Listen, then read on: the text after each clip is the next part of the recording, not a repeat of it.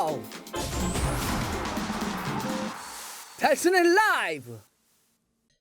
네, 이번 시즌 첫 머지사이드 더비 에버튼과 리버풀 경기 했는데 2대2로 끝났습니다. 경기를 굉장히 치열했어요. 사실 그동안에 머지사이드 더비가 10년 동안 리버풀이 한 번도 에버튼에게 진 적이 없습니다. 좀 원사이드 했다고 좀 봐야 되겠죠. 22경기 무패 행진을 달리고 있었던 게 리버풀인데 확실히 이번 시즌 초반은 에버튼이 좀 잘하구나. 이 경기 전까지 전승이었으니까 둘 다 아주 치열하게 경기하면서 2대2로 끝났습니다. 에버튼에서는 마이클 킨, 칼버트 루인 골 넣었고요. 리버풀에서는 마네하고 살라 이렇게 좀 골을 넣으면서 비겼는데, 이제 아무래도 여기 본격적인 내용을 좀 이야기하기 전에 그 3대2가 될 수 있었던 경기 막판에 핸더슨의 그 득점 장면에 대한 옵사이드 그 이야기를 한번 좀 이야기를 해볼게요. 이제 그게 어떤 장면이었냐면, 미드필드 티아고 알칸타라 이따도 말씀드리겠지만 진짜 패스 능력 좋네요. 마네에게 패스를 딱 찔러줬고 마네가 볼을 잡아가지고 핸더슨이 이제 크로스를 넣었던 거 골을 넣었습니다. 그래서 근데 이 마네가 이쪽에서 이 후방 쪽에서 여기였거든요.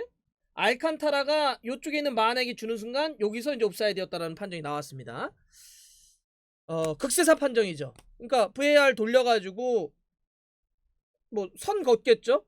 근데 저희가 육안으로 봐서는 거의 뭐 동일선상으로 보여요. 옵사이드 기준에서 동일선이면 공격자에게 유리하게 판정한다고 해서 동일선은 온사이드로 본다가 있는데, 이제 VR이니까 기계가 선을 그어버리는 거 아니에요. 기계가 선을 그어서 뭐 아마 1mm 정도를 뭔가 잡은 것 같아요. 그래서 그거를 옵사이드라고 이제 판정을 했단 말이죠.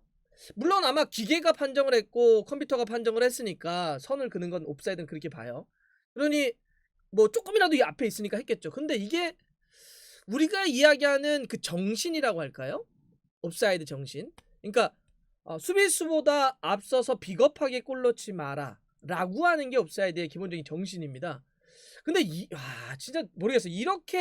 그렇게 라인을 맞춰 들어가는 장면에서는 우리가 그러면서도 공격 축구를 유도한다는 것 때문에 동일선은 온사이드로 본다라고 하는 말이 있는데, 우리가 옵사이드를 만들었던 게 1925년입니다. 1925년. 그때가 현재와 같은 옵사이드 틀이 만들어졌어요. 옵사이드가 만들어졌던 정신이 뭐냐면 상대보다 비겁하게 앞서서 몰래 골 넣지 마예요. 그 정신은. 그런데 그러면서 옵사이드가 진화하잖아요. 진화하면서 비겁하게 골 넣지 마해서 하지만 공격자에게 유리함을 줘야 되겠다라고 해서 90년대 넘으면서 어떤 룰이 만들어지냐, 동일선일 때는 온사이드로 인정해서 골로 인정하겠다는 게 나와요. 네, 동일선일 때는. 그런 건 뭐냐면 동일선일 때는 공격자에게 골을 줌으로써 공격 축구나 재밌는 축구를 유도하겠다라고 하는 또 그때 어떤 그 제도를 만들었던 의미, 원칙 뭐 이런 게 또 있는 거죠. 근데 이런 장면에서는 사실 이 정도면 기계로 재가지고 정말 0.1mm가 앞에 있었으니까 이건 옵사이드야 라고 하는 게 이 동일선은 온사이드로 본다의 정신에 부합하냐라고 하는 논쟁이 여러분들만 갖고 있는 게 아니라, 뭐 이거는 예를 들어서 이런 거잖아요. 리오 팬들은 지금 되게 많이 화나 있을 거고, 에버튼 팬들은 그건 당연히 기계로 봤는데 뭐 할 말이 있다라고 그래. 뭐 이럴 거 아니에요. 팬심에 따라서 보는 거에 따라 달라요. 제가 그 말 드리려는 게 아니라, 이게 이 정도까지 여러분들 그렇게 따지면 세상에 완벽한 동일선이라는 게 있을 수 있을까요? 논리적으로 앞으로는 완벽한 동일선이라는 게 있을 수가 없어요. 논리적으로 누구든지 진짜 뭐라 그러죠? 무슨 용어라 그래?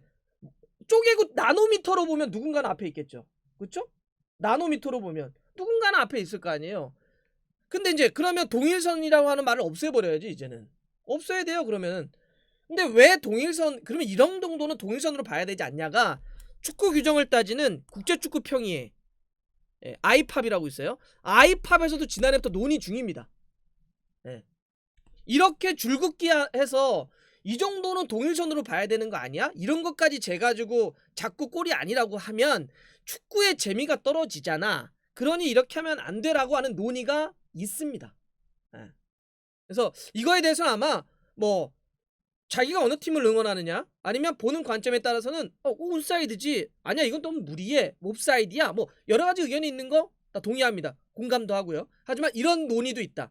그러니까 이거를 우리가 제도를 만들었을 때는 그 제도에 대한 의미와 해석하고 싶은 어떤 방향성들이 있을 텐데, 야 이런 거를 이렇게 다 잡아내는 건 어찌 보면 아까 많은 분들이 그런 얘기도 하시던데 이렇게 잡는 거는 약간 축구의 재미를 오히려 좀 떨어뜨리는 거 아니냐.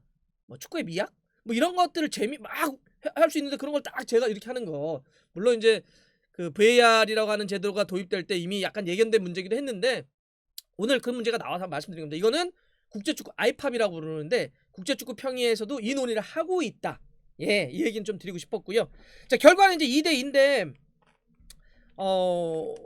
에버튼 입장에서는 무패를 계속 이어간 거고요. 에버튼이 왜 초반에 이렇게 잘하는지를 오늘 경기 좀 보여준 것 같고 리버풀은 그래도 좀 다행인 것 같아요. 물론 그 마지막 장면이 옵사이드가 돼가지고 이기진 못했지만 앞서서 A매치 브레이크 전에 빌라에게 2대7로 크게 졌기 때문에 이번 머지사이드가 더비가 이제 에버튼 원정이어서 요거 부담감이 좀 컸거든요. 그래도 이제 지진 않고 2대2라고 하는 거 만든 거는 좀 의미가 있는 것 같습니다. 요건 뭐 결과론적인 거고 제가 이제 몇 가지의 주제로만 정리 5개 짧게 한번 정리해 볼게요. 첫 번째는 알칸타라는 확실히 좀 물건이다. 네. 그리고 알칸타라가 들어오게 되면서 리버풀이 최소한 미드필더에 있어서는 완전체라고 할까요? 최적의 조합을 만들어 가고 있구나. 이런 겁니다. 선발 라인업을 한번 보여드릴게요. 오늘 이게 선발인데 리버풀이 알칸타라, 파비뉴, 핸더슨까지 돌아온 거죠. 알칸타라 이제 코로나 문제도 좀 있었고 알칸타라는 이렇게 되면 지난번 첼시 경기 때가 교체로 투입됐고 오늘 선발이었기 때문에 프리미어리그 첫 선발을 기록하게 된 건데 요 핸더슨, 파비뉴, 알칸타라 딱 쓰니까 와 허리 쪽에서의 볼 배급이라든지 장악력이라든지 이런 거는 조금만 더 물론 컨비네이션 같은 게 좀 맞추긴 해야 되겠지만 괜찮네 이런 느낌 좀 들고요. 요거 제가 하나 보여드릴게요. 알칸타라의 개인 스탯을 한번 보여드리겠습니다.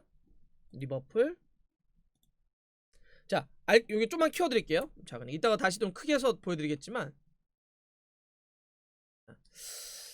자 오늘 경기의 알칸타라의 스탯인데 리버풀 선수 중에 가장 많은 패스를 시도했고 가장 많이 성공시켜서 가장 높은 패스 성공률을 기록을 했습니다. 확실히 알칸타라는 이미 뭐 검증된 선수기도 하죠. 바르셀로나나 바이에른 뮌헨에서 76개의 패스 시도 그 중에 70개의 성공 92.1%의 패스를 성공시킵니다. 그러니까 확실히 뭐 핸더슨 잘하는 거 우리 핸도 잘하는 건 많이 봤고 파비뉴가 뒤에서 쓸어주는 거 많이 봤지만 이렇게 여기 알칸타라까지 완전히 패스 마스터 이런 선수까지 들어오게 되니까 요 조합은 진짜 좀 좋겠다. 요거는 리버풀이 기대해볼 만한 포인트다. 좀 이렇게 좀 보이고요. 그런 의미에서는 딱 진짜 알칸타라, 마네, 핸더슨을 이어졌던 3대2가 될 수 있었던 그 마지막 작업이 옵사이드 걸린 게 좀 아쉽겠죠. 자, 두 번째. 근데 리버풀에 고민이 있습니다. 뭐냐? 이거 빼고요. 자, 리버풀에 이제 두 번째는 이제 고민이 있습니다. 뭐냐면 피르미누 어떡하냐 이런 거예요. 피르미누가 참 많이 부진하네요. 잘 웬만큼 살아나지가 않아요. 피르미누가 오늘도 보면 제가 스탯을 지금 보고 있는데 피르미누가 그냥 유효 슈팅 없이 슈팅만 2개 그렇게 날카로운 공격을 하지 잘 못했습니다. 사실 피르미누가 조금 더 플레이를 해줘야 살라나 마네가 이 선수를 축을 해서 이렇게 연계를 하면서 수비가 분산되고 골을 넣을 수가 있는데 피르미누가 계속 약해요. 사실 이거는 리버풀이 그래서 피르미누 자리에 다른 선수나 피르미누를 좀 더 다르게 활용할 수 있는 다른 옵션 이런 고민들이 계속 있었고 티모 베르나와 연결됐던 것도 그런 이유인데 이 피르미누가 언제 정도 살아날까? 요건 좀 고민이 거다. 세 번째 뭐가 있냐면 반다이크 부상은 조금 걱정스러울 것 같아요. 반다이크 경기 초반에 슈팅 때리려고 이렇게 골문 앞쪽에서 움직이다가 픽포드 골키퍼가 나왔는데 무릎이 보신 분들 이렇게 원래 이렇게 관절이 이렇게 꺾여야 되는데 관절이 이렇게 앞으로 꺾여 버렸어요. 그래서 보면서 굉장히 놀랐습니다. 사실 그래서 그나마 좀 다행이라고 하는 건 뭐 나중에 최종 결과는 좀 봐야 돼요. 정밀 검사 결과는 봐야 되겠지만 반다이크가 스스로 경기장을 걸어서 나간 것은 정말 뭐 골절이나 이런 것 같지는 않은데 근데 몰라요. 이거 좀 더 분석을 해봐야 될 것 같은데 그래서 걱정스럽긴 합니다. 이 부상은 반다이크의 개인의 능력이 워낙 뛰어나니까 반다이크가 없으면 그것도 고민이 되겠지만 클럽 감독의 축구 특성상 클럽은 라인을 올려놓고 경기하기 때문에 수비가 불안하게 되면 그 개개인 프레싱을 포함을 한 클럽 축구의 완성도가 떨어집니다. 그래서 수비가 불안하면 안 되는데 반다이크의 부상이 얼마큼 될지도 좀 봐야 되겠다 이런 거고요. 자, 네 번째 얘기하고 싶은 건 에버튼 얘기도 좀 하고 싶어요. 하메스 로드리게스는 그야말로 축신 모드다. 와, 정말 잘하네요. 오늘 경기 보면서는 역시 월드컵에서 득점왕한 선수는 그냥 한 선수가 아니구나. 뭐 레알 마드리드나 바이에른 뮌헨에서 어쨌든 뭐 기회는 많이 못 얻었다고 하더라도 임팩트는 좀 적었다고 하더라도 왜 그런 클럽에서 이 선수를 데려갔고 왜 활용하려고 했던지는 보여주는 것 같아요. 진짜 가운데에서 너무 잘 뿌려줘요. 그리고 자, 제가 요거 하나 보여드릴게요. 히트맵이나 이런 거 하나 보여드릴 텐데, 하메스 로드리게스의 오늘의 히트맵입니다. 자, 보세요. 그냥 이 2선이나 미드필더나 혹은 수비까지 안 내려가서 안 뛰는 곳이 없습니다. 거의 프리하게 뛰어주는데 볼을 너무 편하게 차요. 너무 쉽게 찹니다. 네. 그냥 이 왼발로 탁탁 찍어주는 게 계속 동료들에게 결정적인 기회를 만들어줘요. 그리고 이 진영을 바꿔주는 전환 플레이를 하는데 계속 좌우로 오픈 연결을 해가지고 찢어주는데 참 잘하네요. 그리고 여기 보면 개인 스탯도 하메스 로드리게스가 팀에서 역시 또 가장 많은 키패스 디뉴와 함께 이렇게 기록을 해주죠. 스탯으로도 나타나지만 하메스 로드리게스가 전체적인 뭐 이 히트맵이라든지 움직임이라든지 혹은 스탯적으로도 굉장히 많은 도움을 좀 주고 있다 해서 뭐 나머지 알랑이나 두쿠레 같은 영입도 좋지만 역시 하메스 로드리게스가 축신 모드로서 왜 폼은 일시적이고 클래스는 영원하다라고 하는 걸 왜 보여주는지. 실제로 그리고 하메스 로드리게스 오늘 또 어시스트를 기록하게 되면서 공격 포인트가 6개인데 이거는 현재 프리미어리그 시즌 초반에 케인이 9개로 공격 포인트 1위고요. 손흥민 선수가 공격 포인트 7개로 2위인데 이어서 하메스가 지금 3위입니다. 확실히 하메스 선수가 상당히 좋은 폼을 지금 보여주고 있다. 이거는 베일이 이제 하루 뒤에 토트넘으로 복귀전을 치르게 될 텐데 베일에게도 이런 폼은 일시적이지만 클래스는 영원하다라고 하는 걸 증명해 볼 수 있을지도 한번 연결해서 보면 될 것 같고요. 마지막에 얘기하고 싶은 선수는 오늘 또 골을 넣으면서 득점 단독 선두가 됐습니다. 손흥민 선수와 함께 공동 선두였는데 오늘 골을 넣으면서 7골. 칼버트 조던. 네, 마이클 조던과 같은. 와, 근데 진짜 타점 진짜 무섭네요. 말도 안 되는 타점을 갖고 있는데요. 네, 이게 오늘 경기 사실입니다. 정말 말도 안 되는 칼버트 루인, 칼버트 조던의 이 헤딩 슈팅인데 조 고메스가 키가 188이에요. 저 리버풀의 중앙 수비수가. 와, 근데 진짜 저 타점 보십시오. 이게 골대가 아까 저 경기 때 보니까 골대 위로 올라가더라고요. 이 머리가. 근데 그게 불가능한 게 아니라 여러분들 골대 높이가 얼마냐면 2.44m예요. 2.44. 근데 지금 고메스가 188이니까 지금 배꼽까지 뛴 거 아니에요. 대충만 봐도. 그러면 대충 한 1m 이상 올라갔다는 얘기니까 진짜 위에서 내려 찍은 게 맞다는 거죠. 그러니까 골대 위에서 내려 찍어요. 칼버트 루인이 이 타점이 높은 것은 알았지만 이번 시즌 확실히 진짜 완전히 올라가 있는 것 같아요. 에버튼을 누구든지 상대할 때는 이 칼버트 조던, 칼버트 루인의 이 높은 타점에 대해서 경계를 해야 된다. 오늘 다시 한번 봤습니다. 와, 진짜 높게 뜨네요.